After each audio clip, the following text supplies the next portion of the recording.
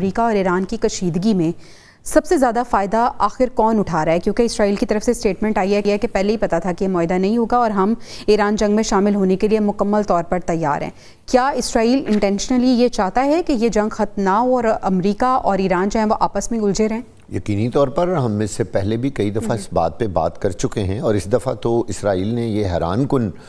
بیان دے دیا ہے کہ جی میں تو خود اس کے اندر کودنے کو تیار ہوں۔ ویسے تو وہ پہلے بھی اس جنگ کے اندر کودا ہوا ہے، شروع ہی اس نے کی امریکہ کو اس نے انوالو کیا، ہاں امریکہ کو اس نے انوالو کیا، اور اب وہ جب وہ دکھتا ہے نا کہ یہ کہیں نہ کہیں معاہدہ نہ ہو جائے، ان کے درمیان ایگریمنٹ نہ کہیں ہو جائے اور یہ جنگ بندی جو ہے اس پہ عمل درآمد نہ ہو جائے، تو وہ فوری طور پر کوئی نہ کوئی چنگاری، کوئی نہ کوئی انگارہ، کوئی نہ کوئی ایسی بات چھوڑ دیتا ہے جس کے بعد ٹرمپ صاحب اپنی زبان سے ہٹ جاتے ہیں اور پھر وہ ہرزہ سرائی اور اپنے آگ اگلنا شروع کر دیتے ہیں، جس کے بعد یقینی طور پر ایرانی قوم کو پھر غصہ آ جاتا ہے کہ دیکھیں سارا کچھ سموتھ چل رہا ہے اور ہم ایک ایگریمنٹ کی طرف جا رہے ہیں، لیکن اچانک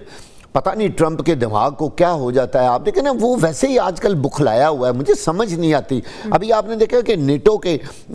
جو ترکیہ کے دارالحکومت انقرہ میں نیٹو کا ایک اجلاس ہو رہا تھا،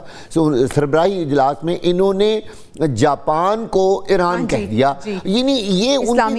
اسلامی جمہوریہ جاپان کہہ دیا۔ یہ ان کی ذہنی حالت کا اس چیز سے آپ اندازہ لگائیں کہ امریکہ کا صدر اتنا غیر حاضر دماغ ہے، اس کے میرا خیال اس کے دماغ میں ہر وقت یہی چیزیں چلتی رہتی ہیں، اور ایران چھایا ہوا ہے۔ جنگ کے ساتھ ساتھ ایران اس لیے بھی چھایا ہوا ہے ڈاکٹر صاحب، پوری دنیا دیکھ رہی ہے کہ جس طرح سے سپریم لیڈر کی تدفین کے تمام تر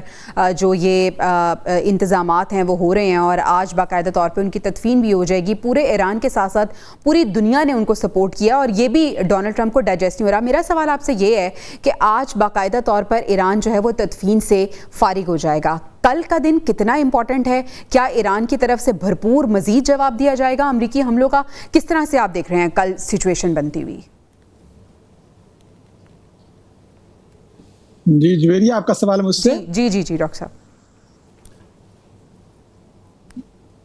اچھا، تو دیکھیں اس وقت مشرق وسطیٰ کے اندر جو ایران نے بھی اپنی پالیسی جو ہے نا اس کے اندر ایک شفٹ لے کے آیا ہے۔ میرا تجزیہ یہ ہے کہ ایران پہلے پالیسی آف ریزسٹنس سے ٹرانسفارمیشن ہو رہی ہے پالیسی آف ڈومیننس کی طرف۔ اب اس کی وجوہات ہیں، وجوہات کیا ہیں کہ جتنے بھی آپ نے گزشتہ 6-7 روزہ جو تدفین کی رسومات ہیں آپ نے دیکھی، 100 سے زیادہ ممالک جو ہیں وہ وہاں پہ ان کا سربراہان تشریف لائے، وفود وہاں پہ آئے، اور اس کے بعد ہم دیکھتے ہیں کہ نارتھ اور جو گلوبل ساؤتھ ہے اس میں اب ڈویژن ہو چکی ہے۔ گلوبل ساؤتھ سے آپ تمام ممالک آپ کو شامل ہوتے ہوئے نظر آ رہے ہیں، اور گلوبل نارتھ سے کوئی یورپین کنٹری سوائے 1-2 جو ممالک ہیں ان کے وفود کے علاوہ آپ کو کوئی نظر وہاں پہ نہیں آتا ہے۔ اور جس طریقے سے پورے ایران کی سڑکوں کے اوپر لاکھوں کی تعداد میں لوگوں نے، اور یہ چیز ڈونلڈ ٹرمپ کو بالکل ڈائجسٹ نہیں ہو رہی، اور انہوں نے واضح طور پر کہہ دیا مجھے تو پتہ ہی نہیں تھا کہ سپریم لیڈر اتنے زیادہ پاپولر اور عوام اتنی محبت رکھتی ہے۔